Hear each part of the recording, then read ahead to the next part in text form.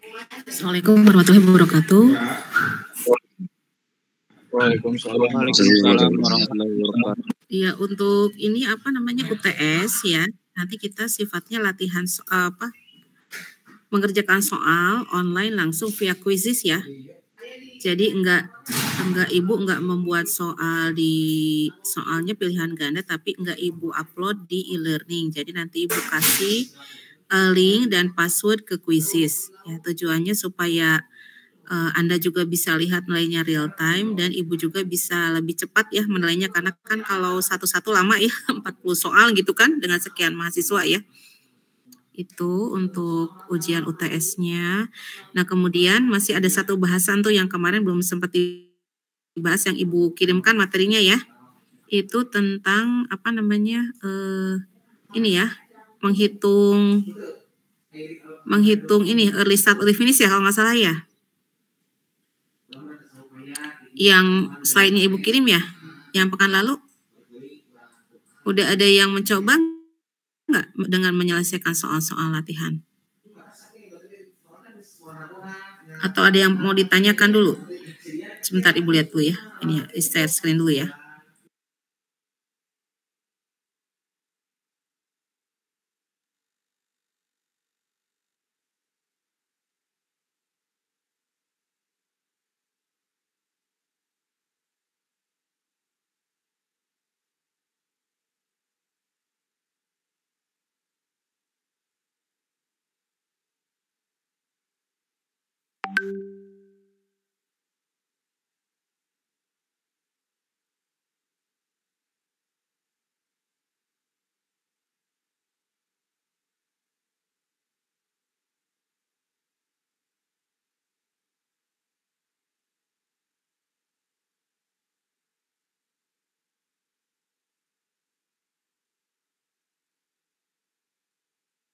Screen dulu ya.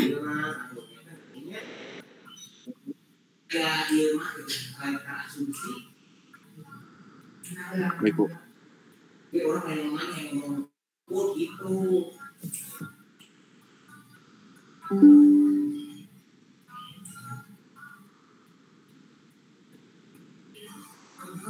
Sudah kelihatan ini?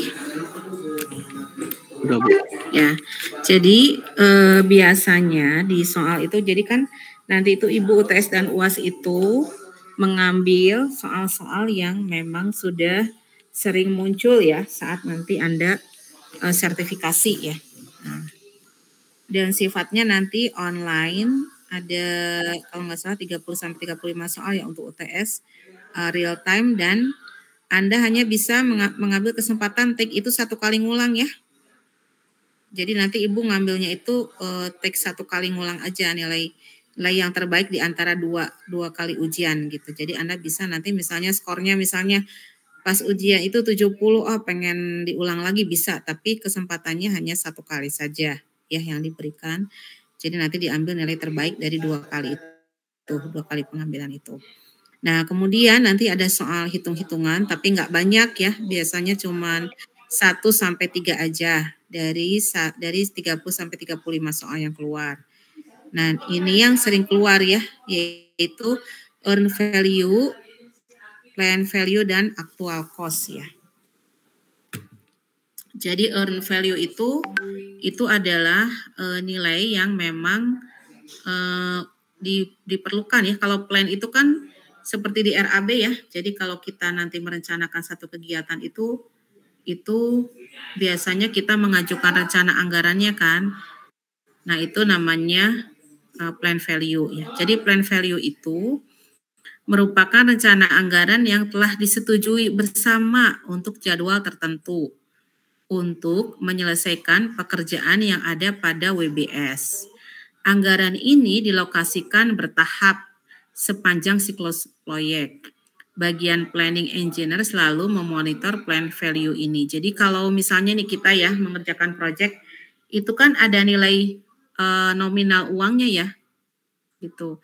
Jadi selama proyek ini dikerjakan, seberapa besar nilai nominal uangnya, nanti kemudian itu biasanya diturunkan itu tadi secara bertahap ya, lewat termin gitu kan. Jadi Nanti misalnya termin 1 ya, keluar dulu uangnya, pengerjaannya sampai di mana gitu ya.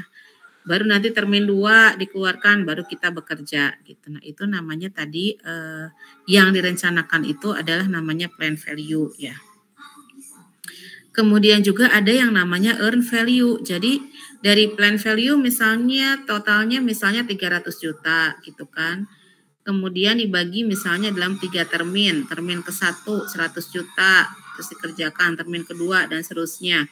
Nah, itu berarti yang 100 juta itu yang dikeluarkan ketika termin-termin berjalan itu termasuk earn value ya.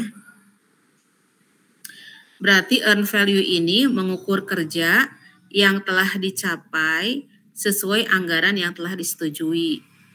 Dapat berwujud tagihan yang diperoleh sesuai dengan progres pekerjaan yang telah diselesaikan. Nah, kepala proyek memonitor earn value secara periodik bulanan untuk menentukan status kemajuan saat itu. Jadi, kalau di Ibu ya, kalau Ibu kan proyeknya kecil-kecilan ya, tapi bisa dikatakan proyek juga buku tuh kan. Nah, biasanya itu misalnya ada proyek sekian juta. Nah, berarti Ibu sepakat dulu ini mau dibagi dalam berapa termin, 2 termin. Berarti termin pertama sampai mana pekerjaannya kita keluarkan invoice ke klien gitu ya.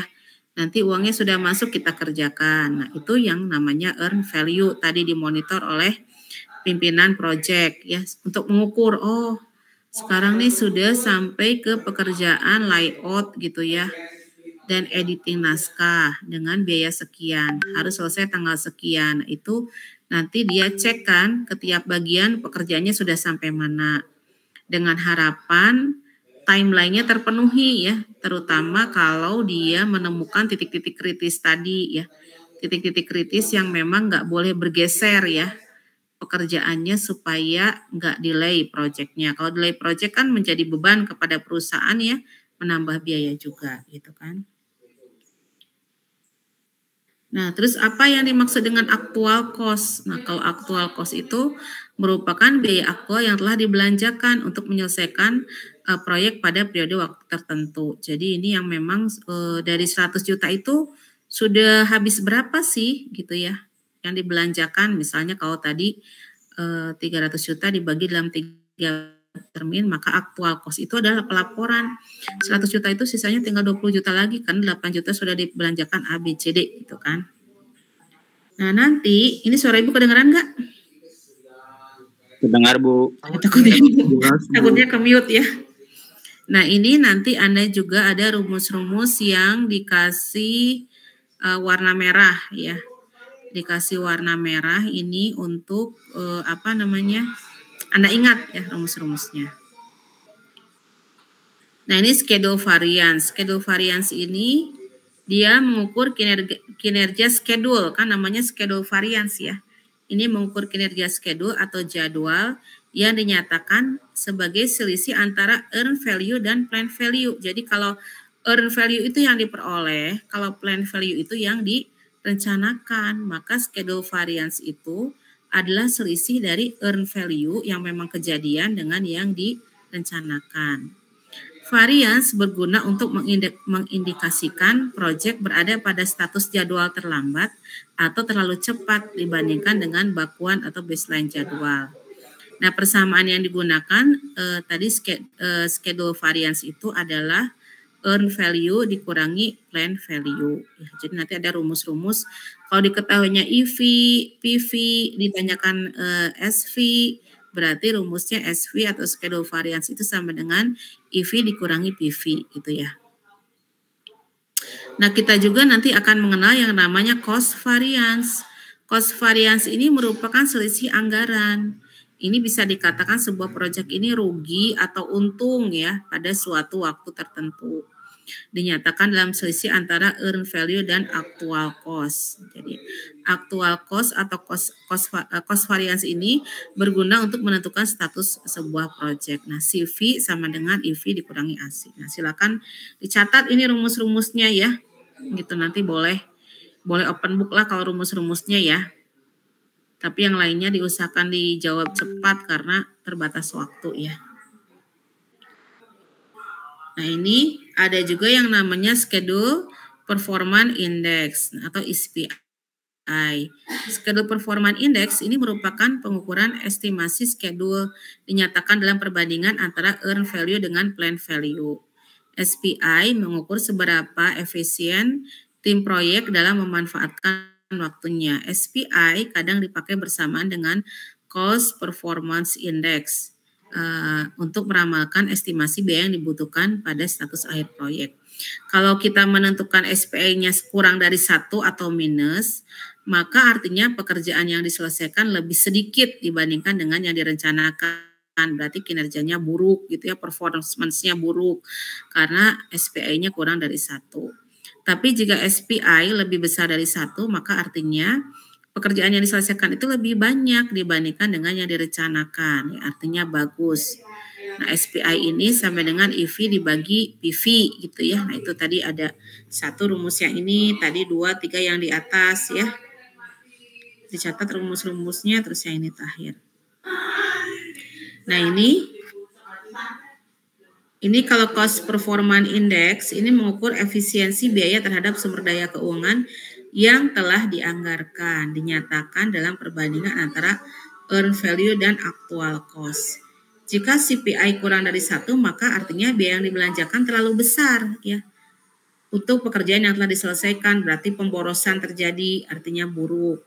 Tapi jika CPI-nya positif, artinya biaya yang dibelanjakannya lebih kecil, berarti pekerjaannya atau performance biayanya bagus ya, berarti tidak ada pemborosan. Nah, ini nih rumusnya ya. Nanti juga ada VAC, ini rumus ini. Nah, ini Anda kemarin sudah berlatih belum nih? Untuk latihan soalnya sudah berlatih belum? Kalau saya sendiri belum, kalau yang lain kurang tahu. Nah, ini kita latihan aja supaya Anda punya tahu bayangan untuk kuis ya, untuk UTS ya. Soalnya sebentar Ibu kasih username sama passwordnya ya. Kita berlatih soal, nanti Anda buat belajar UTS ya. Pakai kuisis ini bisa online semua nggak? Bayar 250.000. Bisa ya. Jadi dari sini sebetulnya materinya sudah selesai untuk UTS ini. Jadi silakan aja dicatat rumus-rumus yang tadi ya, yang Ibu kasih. Boleh itu untuk catatan, nggak usah dihafal aja di atas kertas, ditaruh dekat komputer boleh sekarang. Karena kita mau latihan soal pakai quizzes. Nah, nanti yang sebenarnya pas ujian ya, supaya Anda tahu, paham. Karena kita belum pernah latihan soal ya. Belum.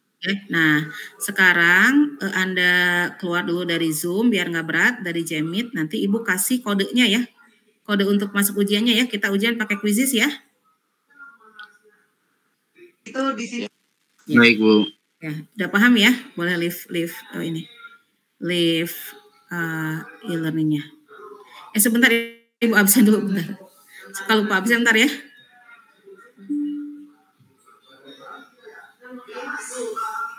Sebentar dulu, suka lupa absen. Nanti yang sudah di absen boleh ini keluar dari Jmeet ya.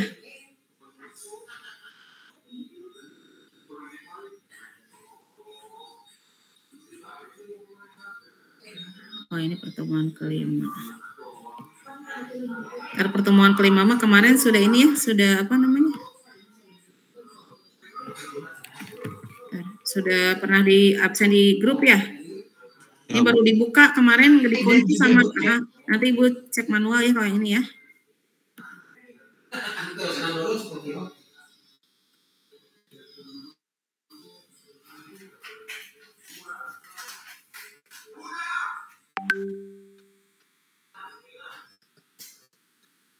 Ternyata harusnya yang ke-7. Sebentar dulu. Sebentar ya, jangan keluar dulu ya, Ibu absen dulu ya. Atau kalau enggak, absen itu aja, absen di grup aja ya, biar langsung kuisis ya. Baik, Bu. Ya udah. Baik, Bu. Ya, cepat waktunya ya.